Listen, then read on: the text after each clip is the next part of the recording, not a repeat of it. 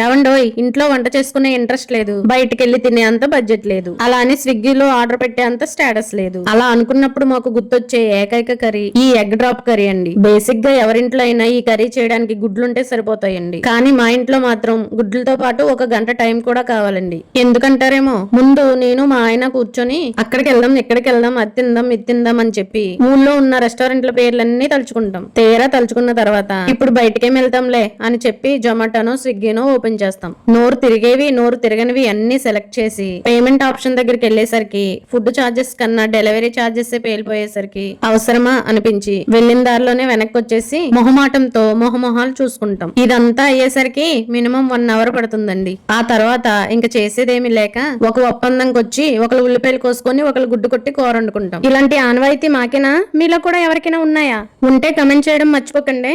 Video నచ్చితే మన channel ని సబ్స్క్రైబ్ చేసుకోవచ్చు కదా. Thank you.